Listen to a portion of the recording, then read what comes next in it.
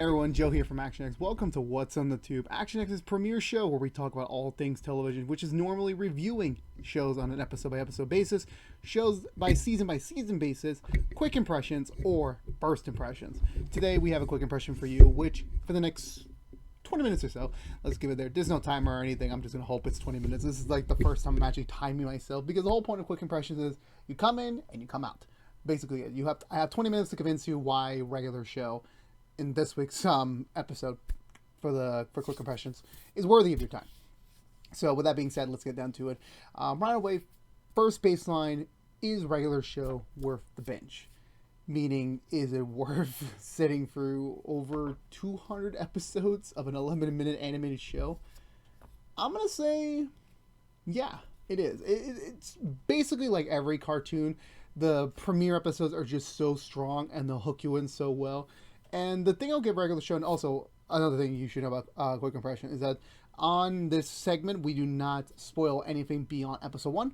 So do not worry, I won't be spoiling anything from beyond the first episode, which I believe was called The Power, I believe. I know there was a pilot episode, but I don't really count that in terms of just the episode count. But anyway, when it comes to regular show, for me, what hooked me in was, I think just the promos. Like, if you really cut a really good promo, then you hook whatever you want in. Like, anyone would just be inclined. I remember it was 2010, the show came out, and the promos was like, it was very simplistic, but that's not what the show was. And that was the whole joke of it, because the whole title it's called Regular Show.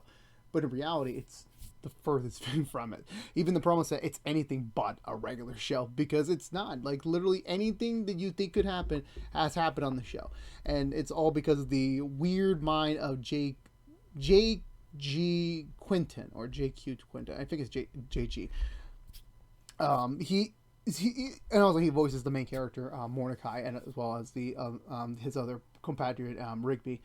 They very much are one of the most iconic duos in the 2010, like in the previous decade. I didn't really think much of it at the time. I definitely, for me, even though I just said like the first premiere episodes of any animated shows would usually be like, these are the episodes to really hook you in, and then once you kind of get a little bit more deeper, as with any traditional animated show, it tends to lose the lust a little bit. You kind of get a little bit sidetracked with certain things. You experiment a lot, especially regular show went for 8 seasons. And I'll give it credit where it's due. It lasted a lot longer in at least my original wonder. Because so recently, I think it was around April is when I binged the show last. Was when I think after Close Enough Season 2, which was the creator's next show, after I did a quick impressions on that, I decided to go back and watch all of regular show. That's now streaming exclusive on HBO Max. And watching it again, I definitely had that inclination of, yeah, this is still a really good show. And it definitely took me a while before like I started getting to those episodes where like, this isn't the best. I'll still watch it, but it like really just becomes background noise. And that's another aspect that I consider when it comes to binging. Binging is basically something where you're literally like, you're sitting on a couch, or generally you're just focusing on this one singular thing.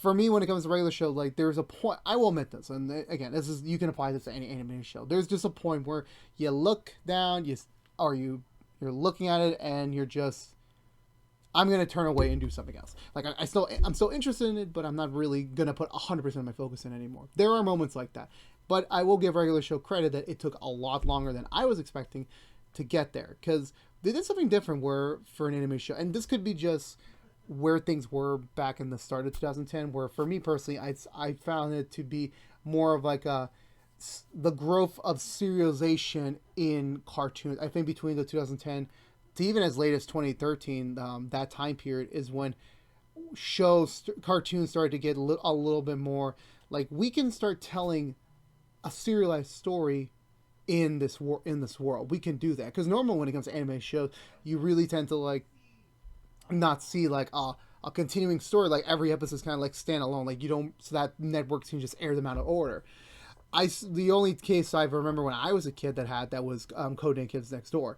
And so when I was going to 2010, like, you got Regular Show, you got Adventure Time, a little bit later you got Gravity Fall, and just a little bit later Steven Universe, just to name a few. It was starting to build up this like oh, this could be a little bit different, so to speak. And regular show took a little longer to get there. I will say that they did implement a little bit of a serialization format. Again, I'm trying to be very loose here with the spoilers, but they do. And for most of it, it worked. It really did. And it kind of helped out give the show much longer legs. Because I think had the show continued like where it was in season one, I personally don't think I would have sticked around had they produced more similar in vein. But beyond that, but beyond just the serialization component, there's obviously the other factor of the characters, which is the next segment of quick impressions where I talk about the characters. Again, nothing beyond the first episode. So anyone that's introduced in the first episode, I talk about them. Anything beyond that, I just tend to like not even mention it. Again, go watch the show if you want to. Because for me, if you need to know about me, I have seen many shows.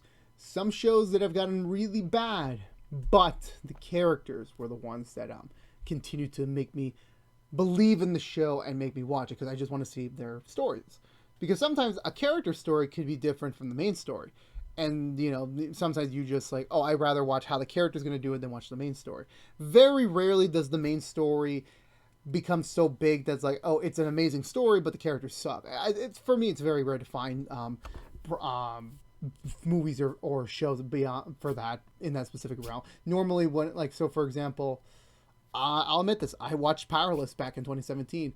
I did not like the premise of the show. I mean, it was an interesting premise, but I didn't really enjoy it. But the characters are kind of funny, so I stood around for those godforsaken 13 episodes. But I did. I powered through. But the show got canceled, and I'm like, okay, good, done. The end. Let's move on.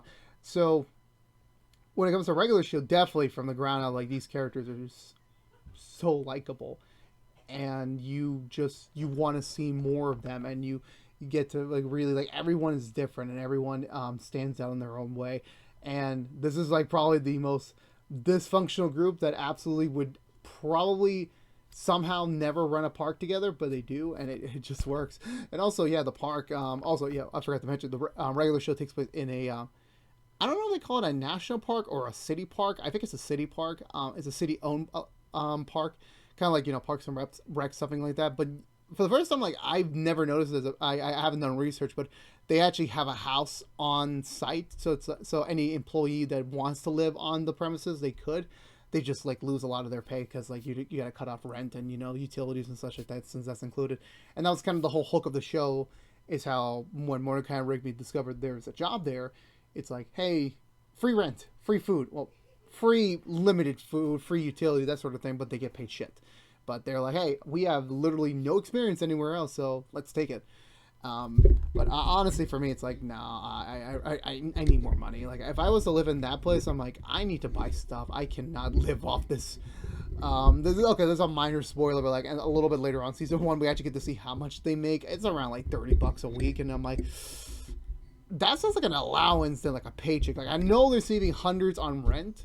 I don't even know where they live specifically. Like, I know it's like inspired by real life, but they never. I don't know if it's in Cali or New York. I think it's in Cali that they take place in, or I could be wrong. But anyway, back to the characters.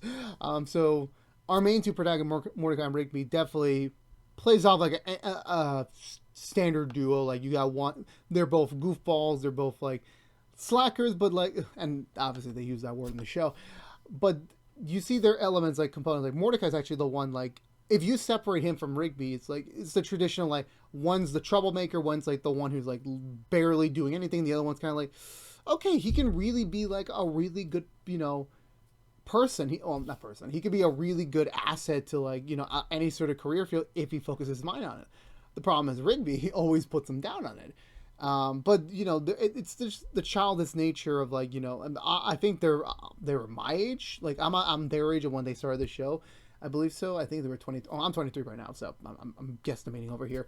But you kind of still have like that childness sense in you. Like, you're still growing up. You're still starting to find your place in the world. And not to give too much spoil, like, Mordecai definitely gets a little bit more of like a mature development cycle first before Rigby. That comes a little bit later, and that kind of speaks to how things work in real life. Like, eventually everyone matures and develops at their own pace, but it definitely takes their time. Everyone's different. You can't really judge it. And for these two, I mean, based on episode one, like, yeah, they're basically like, they're young adults. They drink a lot of soda, which is a representation of drinking a lot of beer. They just don't want to do any work. They just want to hang out, and but they still need, it's the reality is this is adult life. They have to work. It's unavoidable that you cannot work when you're an adult. You have to. So for them, they do the best they can, but they always find their best, like especially in the first season, to find a way to like get what they want selfishly, and it just puts them in very precarious situations. But even just that core foundation, like this is your traditional like cartoon like duo where they are idiots at times. They don't want to do anything, and they get themselves into problems, and they somehow find themselves out of it. But then they do something more with them down the line, and they give them more layers, and they give them more like maturity development, and it actually makes them even better characters and even funnier characters at times to watch. So from then on, I can't go any longer without talking about my man Skips, played by the amazing Mark Hamill. I love Mark Hamill so much, and keep in mind, it's one thing like you think Mark Hamill is like, oh, he's in Star Wars, Luke Skywalker. No, I always knew him as Joker from Batman. Actually, the first time I've heard him and his Joker voice was in Arkham Asylum, and normally that was like just a big nostalgia reference for the anime series. And also, here's a little bit of a confession. George will probably snipe me out at any point right now. I have not seen Batman the Animated Series. I have not, and I know that is criminal. I cannot call myself a DC fanboy because I never watched it, because I just don't have time to. Even though I technically watched all these episodes of regular show, and I could have easily squeezed Batman in there, but I not right now.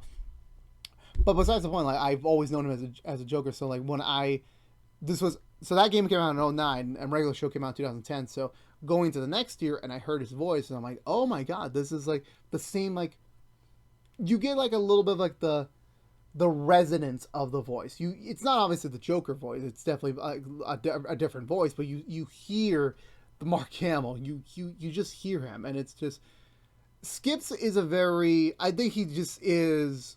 There's multiple type of characters you can like, the standout characters, the breakout characters. He's definitely the standout character for me, where you just get intrigued by him because like you don't get to see much of him in episode 1. Well, you do see a decent amount of him, but when you eventually go through season 1 and then you start like seeing more of him, and it's like figuring out more things about him, you get more curious. And definitely they had like there was like this big standalone episode with him down the line, and I'm like, oh my god, this is probably one of the best episodes in the seasons, in the show, and it's so awesome, and I nearly teared up because it was just so good. And there's this, honestly, if anyone was worthy to get a spinoff, I would definitely watch a Skip spinoff for sure. There's just so much lore and history around him, and that every time we get to see another piece of his life, because the thing about Skips is that he looks like an old man, he sounds like an old man, but in reality he's immortal. And I think they made that clear in the first episode where like, yeah, he's been around a lot at the park. He's been there for like centuries by this point. But the thing to note about him is that, there's just so much more to him, and it's like he kind of resonates with Mordecai and Rigby. Like, he's like, of all the senior management in the park that are not peers or just like casual owners, like he definitely does care for them, because at one point he was them. Like, when you get later on in the series, you discover more about himself, then you understand like, oh, there's some connections there. It's not exactly a 1, 2, 3, but it's like definitely they would have been like really close friends in terms of like the age group factor. Because you can still have best friends that are like, decades older than you or maybe a little younger than you. You're allowed to have that, but for him it was like you got to see that, and it's like, wow. You see like, I think he does say a line at some point in the show where it's like, they remind him of him at a younger age before he went through everything, and all the struggles he's been through in his life. But yeah, I think Skips was definitely the standout character, while for the breakout character was, my god, the amount of my mom jokes I said to my mom during this time period. This was kind of a bad time period to say these jokes, because like my parents just got divorced, and it's like my mom was like in a very fragile state, so I annoyed her quite a bit when the show came out. Muscle Man, I loved him so much. He was definitely like, for me, because I was a very much of a pudgier, fatter kid back when the show started, and I looked at Muscle Man. It's like, supposedly he has muscles, and his appearance beyond that is not entirely the best, but he was definitely like a main inspiration for me growing up for a while there before I realized, yeah, no, I'm not gonna do this at all. But what's surprising is about this show again, like if this was a traditional cartoon, they just would have stick to their guns of him just being the guy who spouts my mom jokes and someone who just doesn't really like he's responsible, but is in his own way, and he's definitely someone like you gotta have a really high tolerance level for his sort of actions if you want to be around him. But like everyone else on the show, they give him so much more to do, and you see him change as well because every character in this show actually changes. When in other shows, it's a very minuscule change, or you just never get it at all.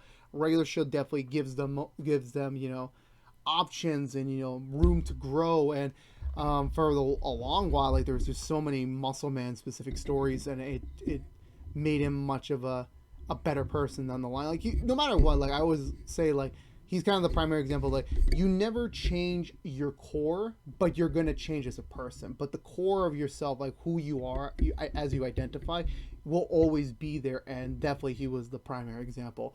If you watch him from episode 1 to the finale of the show. Hi-Fi Ghost is pretty cool. Nothing much to say because like anything I would say would get into spoilers, but definitely he doesn't really get to do much in the first couple seasons. I will say that, but they definitely do give him a couple of interesting beats down the line that I frankly did enjoy. I wish they would have given him a little bit more to do, but he's just relegated to like Muscle Man's sidekick, and it's just like it works. It works out. I don't know how the anatomy works of like giving a ghost giving birth to a ghost baby. I don't know how the anatomy works for that, but I'm like, okay. To each their own. Pops is just so innocent. He's like, I would be friends with Pop just to keep him safe. He's just so innocent and and sweet and like he never means to harm a soul and I always just want to just give him a big hug and just like never let him go because he's just so like I don't know how to say it. Like he's just so innocent and then like there's so much more I need to talk about him, but this is a quick impression so I can't spoil much about it because that's way further down the end. But you'd be surprised with Pops. You'll get surprised. I'll say that much. And finally, the only thing I'll mention is Benson. Definitely the boss. Like it kind of is like for me. It reminds me more of the situation of the SpongeBob Squidward comparison that this is memed a lot on the internet. Where like when we're kids, we relate to SpongeBob, but when we get to like early 20s, mid 20s, like you understand Squidward so much more, and that's kind of like how I view things because like I relate to Squidward now because like I work a very not difficult job, but like something that like I'm not really a big fan of, and I completely understand his demeanor at times. When in this show, like as a kid, I definitely wanted to be more like Mordecai and Rigby, and then knowing how Benson's story ends up, and then now understanding it at my age, it's like he's actually a pretty cool guy. I mean, I would definitely invite him to hang out somewhere. I definitely would. He's not a bad boss. He's not really. That's just the way it's a boss thing. You have to be like that. But in reality, like you get those episodes where like you get to see like a different layer of him. It's like, okay, he has a reason for doing this. He just wants to push Mordecai and Rigby in the right place because like Benson has lived a life. I'm trying to reach my drink. I apologize, but he lived his life fairly different, and maybe he learned responsibility a little too late. And Mordecai, it's like the similar thing of like your parents, and they want to give you a better life, and they try to like teach you the life lessons they learned in like let's say their 30s, like they want to try and teach you them in your 20s so you have more time to really enjoy life. And I feel like that is the case with some people. I will say that. I mean, my parents definitely gave me some pretty big like miles up steps and when they were at my age, but and I appreciate that, and that's kind of how I compare Benson to Mordecai and Rigby, and they definitely give him again, like everyone else. Like there is a little bit more to Benson than meets the eye, and you get to see more of that down the line as the show progresses. But again, to kind of wrap it up right here, so is regular show worth it? Do I recommend it? And for me, yes, I really would. I would. It definitely is a show you want to check out. I mean, the show's been done for years now. I think it wrapped up in 2017, and it's been 4 years now since the show wrapped, and it's just a good one. It's really, it's not, for me, it's not one of the best ones. But it definitely stands out from the bunch as a show. It's worth watching, and it's something different than what Cartoon Network normally produces, but it works at the end of the day, and I always give them credit for that. But the thing I will say this about it most about it before you dive in there, be prepared. There will be moments where like you really have to go through a little bit of a waiting period before things happen again.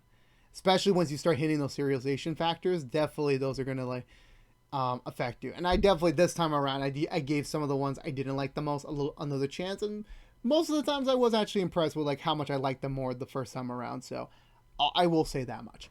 So for me to you, I would recommend Regular Show. I would. You can watch all episodes of Regular Show, all 8 seasons on HBO Max. Not a sponsorship, not a paid sponsorship, but please sponsor me because I'll take anything.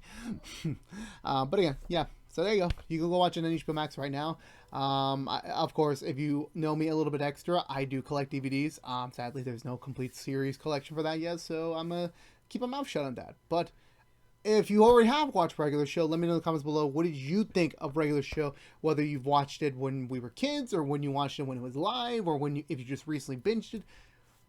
Let me know. Let me know in the comments below. I always like talking to people and like expressing my thoughts and like just having conversations. So please leave a comment below. I'm always open for it. So yeah, I think that's gonna do it for me tonight, everyone. So if you're unaware, this has been What's the Two from ActionX, doing a quick impressions on Regular Show.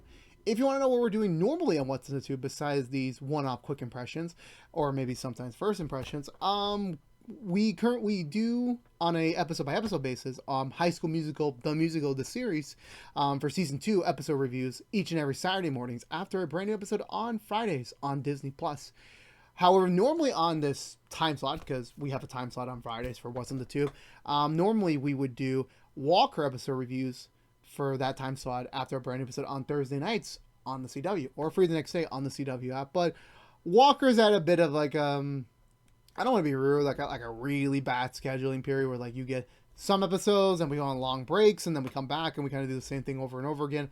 We're off for a couple more weeks, so this is kind of like the right time, like fit in some shows I've been very much wanting to talk about. I talked about doing Regular Show for like months, and then like finishing off our previous show runs, it's like that just took over the formula, so it's like I couldn't really fit that in also without overwhelming our upload schedule. So, but if you do care, if you want to hear more of us do these one-offs or quick impressions or even first impressions, next week we are going to be doing a first impressions on Monsters at Work, the first 2 episodes. Consider that kind of like a pilot of sorts. It's like it's our own version of a pilot where I would like to do a review series for Monsters at Work, but I don't have time to do it, or I just don't know if the audience would be there to support it. So that's kind of like the testing ground of things. So if it does well, we'll do more. If it doesn't do well, maybe we'll talk about more along the lines in the future when we have way more to talk about. But so that'll be next week on the Friday time slot. So stay tuned for there. But if you only care about Regular Show, if you're curious, we've done a Close Enough quick impressions where I just briefly talk about Close Enough in kind of a similar matter to this one. So you can go check that out as well. But obviously, beyond that, nothing really much to say. But if you have become a fan of me, please subscribe to ActionX on youtube.com/ActionXvideos. Ring that bell for notification when our next What's in the Tube episode is live. Like, favorite, share this review if you want to, but it helps us get us out there to other people who have yet to discover us, helps us beat up that YouTube algorithm that hates me ever so much, and as well as sharing is always for free on the internet. You can also follow us on social media, including our upcoming Instagram page, which I don't think I'll put a link on this one because I don't think it's ready for promotion, but if I do, otherwise you can just follow us on Twitter like we normally do. But thank you guys so much again for watching. I hope you enjoyed this video. Let me know what you think. But until then, stay safe out there, be good to each other, and as always, peace out.